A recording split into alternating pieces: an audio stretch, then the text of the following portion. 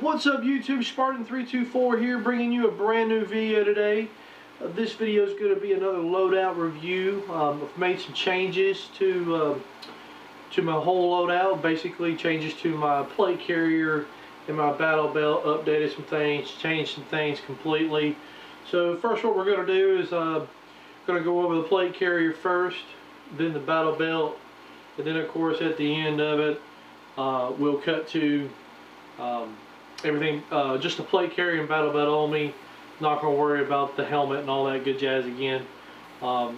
Just so you can see what all this new setup looks like on my personnel. So first things first, we're going to dive into the plate carrier, guys. Okay, YouTube, back here with plate carrier.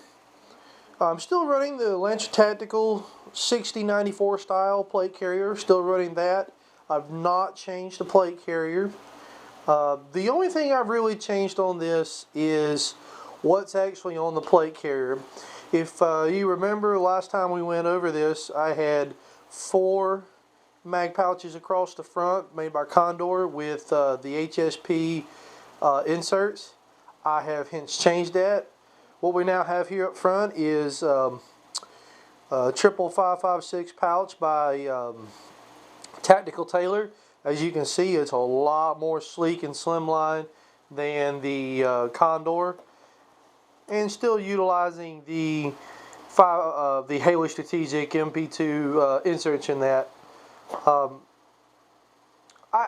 have a little mixed feelings about this pouch, mainly because the middle pouch and the third pouch draw fantastic. I mean, I'm still getting great retention on these two, and I'm getting really good fast draw times. However, for some reason, and I've yet figured it out, the draw, when I pull a magazine out of this pouch, it is significantly harder to pull this one out than the other two, which can be a bit of a problem considering this is the first magazine I'm going for. So I don't know if it's a little something where the stitching is off somewhere. I'm not exactly sure.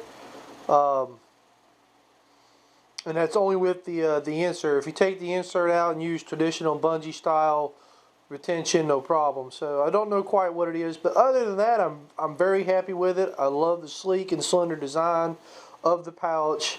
The molly in the front of it's very consistent. There's not one bigger or smaller than the other. The only other change I really made to this plate carrier is the way my comm system is set up.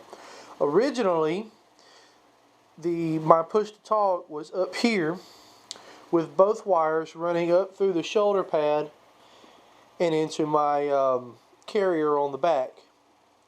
And I have hence changed that. So now what I have done is the wire that goes to my headset is still running up through the shoulder strap, and it's currently stored in the plate carrier, in the back of the carrier, and then I put it on when I need it. The wire for the radio I have run and thread behind the mag pouch, and as you can see right here, I have it up and threaded through the molly, and it stays right there. And then the radio itself goes right there. It's right there in the actual inserted pouch on the cummerbund. It goes right there, stays in there. I don't worry about retention because when that vest is on me, when that gets tightened up to me, it's not going anywhere. Flipping around to the back side,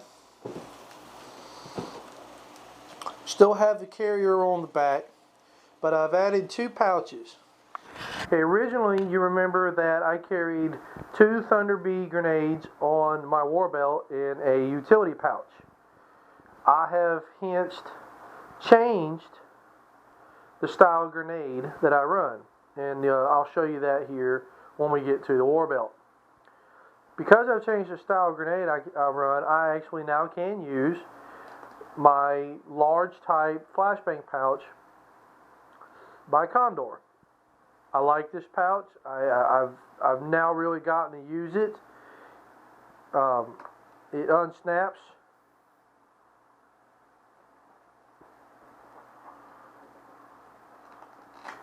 It unsnaps, and then just Velcro right there. And it actually expands out pretty far. The other thing I like about this is that this top part right here is Velcro, so it is adjustable. So if you run my grenade's kind of tall, I'm able to run it and adjust the height of that pouch and get that grenade in there, no problem. The other thing I run is I still run a Condor single M4 mag pouch on the back. Now you may be asking why I'm running both this mag pouch and this grenade pouch on the back. These are not obviously accessible by me in the field. These are accessible by my battle buddy. I'm out there in the field. And let's say the situation arises where me and my battle buddy are stacked up somewhere, and I need him to throw a grenade. Wherever we're at, whatever the situation may be, I need him to toss a grenade. With him standing behind me, he has direct access to this grenade right here. He can unsnap it, grab a grenade, pull it out, toss it, do his thing, whatever. And there's also times on the field where your battle buddy might be running out of ammo, and hopefully he's running something of the AR, something around the M4 AR variant. And if he's running low on ammo and needs a magazine, there will be a magazine readily accessible to him here in the back. And I just went back to the standard bungee retention, mainly because since it is on my back and I really don't want to be concerned about this pouch coming out, even with those Haley Strategic MP2s, I put this bungee on the back of it just for a peace of mind type deal. So here's the Voodoo tactical belt that I was running. I had this for about 6 to 8 months. And as you can see, I don't know if you can see those stitches very well, but that is where we attempted to fix this belt. I don't know exactly what happened, but it ripped. The inner belt right here does not run the entire length of this belt. Okay? It is only stitched into the main part of the belt. The inner belt only goes up to right about here where my thumb's at. That's it. And this malfunction in this belt is what brought this to my attention. So I attempted to try and stitch it back together, but it's not holding. It is coming back out on me, and that is why it forced me to replace this belt. So, moving on from that, this is my new war belt. I did a lot of research into what I was going to replace my Voodoo belt with. What's currently being used both in the airsoft field and in the real steel world. What operators are using in the real world, if you will. And I went with the ATS Tactical War Belt. This is the ATS Tactical War Belt, both the outer and their inner. The great thing about ATS is they give you quite a few options for the inner belt. Most people are going with their high durable nylon inner belt with the Cobra buckle. And at this stage in juncture, I wanted to see how the belt ran first before I thought about doing that. So we're just running just the standard inner belt with the standard quick release buckle right there. One of the main reasons why I went with this belt was the fact that the inner belt's not stitched into it. It goes all the way around through this entire belt. I love the big buckle. My only gripe so far about it is the padding. The padding on this belt is not as good nor as thick as my Voodoo Tactical, but it's still quite comfortable. It still gets the job done. And plenty of molly. As you can see, I've got quite a bit of stuff now on this war belt. I'm going to stretch it out for you, and we'll go into this a little bit further. We've got this belt stretched out for you to see, and I'm going to show you the main reason why I got this belt. I needed to drastically change where my sidearm was, specifically the level, how high it was. Where I had it on the last belt was so high, it made drawing a little awkward sometimes in a high-risk environment. AKA, I needed to quickly draw my sidearm in a close quarters environment and utilize it at that junction. It made drawing a little cumbersome. So after talking with some guys at T-Rex Arms, I don't know if you're familiar with T-Rex Arms. They're a company here on the east part of the United States. They specialize in custom-made Kydex holsters. After talking with these guys and what I was looking to do, this is the setup that they recommended. Quite a few of their guys run this type of setup on the range in a real steel environment. I'll get into that here in just a second. But going back to the main reason why I bought this belt is that the inner belt is easily accessible. Okay, you simply lift up the bottom part of the main belt, the battle belt itself. There's the inner belt. It is Velcroed into that, and it's pretty solid. I mean, I have to seriously kind of yank on that to move it. So it's Velcroed all the way through, comes out the end, and then there's the buckle. So obviously you can see the first thing on my belt that's going to be on my right hand side is my grenade. Earlier I showed you the grenade that I put on my plate carrier, accessible to my battle buddy. This one is accessible to me. So the first thing right here on my battle belt, easily to grab. Like I was saying, you unsnap it, unvelcro, and it comes right out. And I mentioned that I changed my grenade style. I went from that EMP type flashbang grenade to the sound flash, which is completely round all the way around. It fits perfectly in that pouch, and I've noticed that these are easier to throw. I actually get more distance on this grenade than I did that other one. I can't tell you why, but I'm able to throw it a little further. So now on to how I'm running my sidearm now. Still running the 6 hour P226 by WE. Still running that. But what I have changed, I moved to a different style of Kydex. Again, this whole setup was purchased on trexarms.com. I highly recommend this company. Look them up. And the base of this setup is a mid-ride UBL by Safariland, purchased through T-Rex Arms. And then T-Rex Arms custom-made Kydex holster. This model is called the Ragnarok. It is an in-stock item. You do not have to wait for them to make this. This is one that they make and they keep in stock, so you're not having to worry about that custom-made lead time, you know, like 3-4 weeks lead time. You're not having to worry about that with this. The screws that are in this are not the screws that come with the holster. I had to slightly modify this because it is made for a real steel 226, which obviously is a bit thinner than the airsoft variant. So I had to modify it just a little bit. Sitting behind the holster is one of T-Rex Arms' single thigh strap. And I was a little skeptical why they ran this thigh strap on this holster. And after now running this belt for a little bit, I can understand why.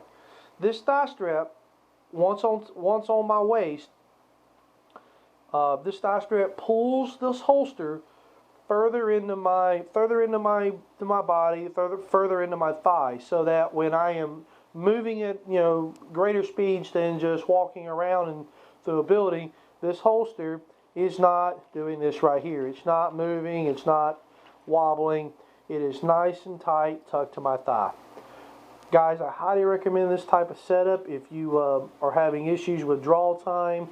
If you don't want to run a drop leg holster. You don't want it on your leg. You still want it up there on that waist. I recommend this setup very much. This entire setup, the Safariland UBL, the holster, and this tie strap, ran me about at $100, and it's well worth the money. They make this style of holster for a 6-hour Glock, and I want to say Smith & Wesson. Not 100% sure on that, but look them up. TrexArms.com. I highly recommend these guys. Moving onward, I still have my dump pouch up here on the battle belt. It still is accessible even with my plate carrier on me. The only other thing I've added is I've added 2 M4 magazines to the battle belt. And they are currently sitting in the S-Tac Kiwi or Kiwi. I've heard it pronounced 2 different ways. Short 5.56 mag pouches with the Kydex insert. I like this. I'm enjoying this a lot. You know, if you're out there, especially in the summer, and you're getting, you know, it's real hot outside, and you got that plate carrier temperature factor of 1,000, and you're burning up, and you know, towards the end of the day, you just want to get that plate carrier off, but still want to play. This allows you to still run out and play, and you have both ammunition for your primary and your secondary on your battle belt, and you can get that plate carrier off and just run your weapon with a sling, and you're still good to go. If you purchase these items, one thing I recommend when you get them, and you get them set where you want them, whatever magazine you're going to run with them, go ahead and take 2 magazines or 1, however many you're going to run, put them in this pouch, and let them sit there for a good day or so. And the reason being, they're really stiff when you first get them. Draw is going to be a little hard when you first get them. So go ahead and put those mags in there and get that Kydex kind of deformed to your magazine a little bit, and it'll be a little easier pulling those magazines out. One thing you might be wondering looking at this is why my M4 mag pouches are run this way and my pistol mag pouches are run going the other way. And you'll see why here in just a moment when I put the battle belt on, and you'll see why it's run like that. So that's the entire battle belt setup. So now we're going to put the plate carrier and the battle belt back on, and you'll see what the new setup looks, how it looks together as a whole. Okay guys, so now you can see that I've got the plate carrier and the battle belt on me, and compared to my last loadout, if you saw that, definitely a lot slimmer here in the front of the plate carrier. I don't have anything in the way of my arms anymore compared to having those 4 mags stretched across. Definitely a lot slimmer. Makes getting through doorways, jumping through windows a lot easier, and just general movements a little easier. I don't have a lot here in the front now.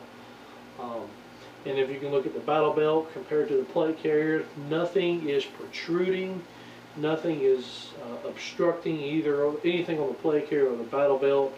Here in the front, I can still draw a pistol mag very nice, very easily. I can get to this grenade here in the front very easily. Nothing's in the way there.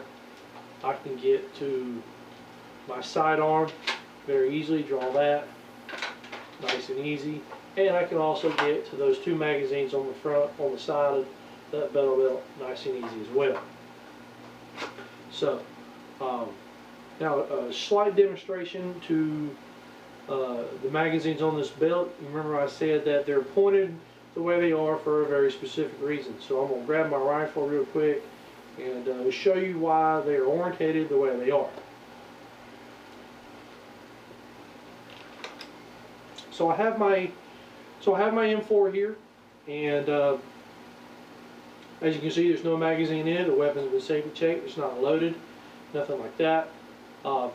So in a shooting environment where I have my rifle shouldered and I need to reload, and I'm going for a magazine on my battle belt, when I reach back with my hand, how I comfortably grasp that magazine and I bring it up, it is already orientated to how it's going in that rifle, and there it is.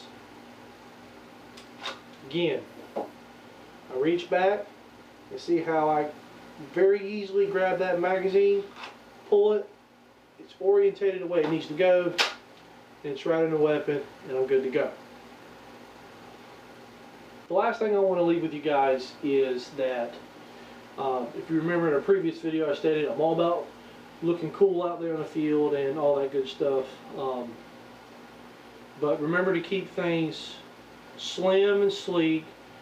Don't overweigh yourself down with gear you're not going to need, you're not going to use. Keep things on a need-to-use basis. You know, things that you're going to need out there in the field.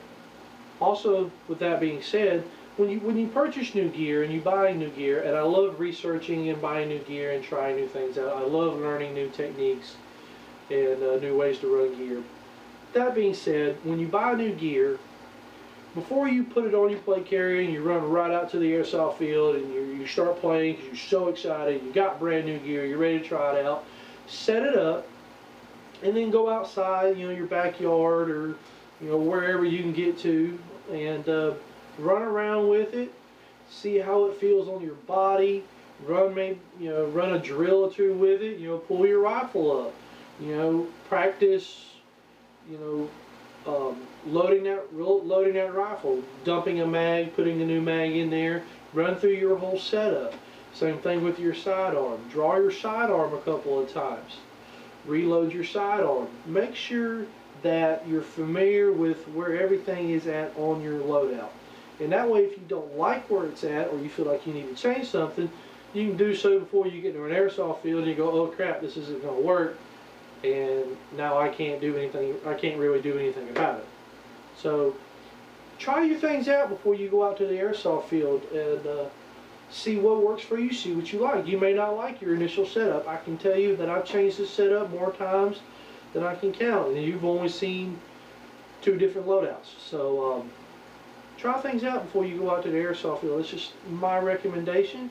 That's what I would do. That's how I do things. Other than that, just find what works for you guys. So thanks for watching. If you have any comments or any observations that you might have from watching this video, please comment down below. Don't forget that like and subscribe button, and we'll see you out there on the field, YouTube. This is Spartan 324 out.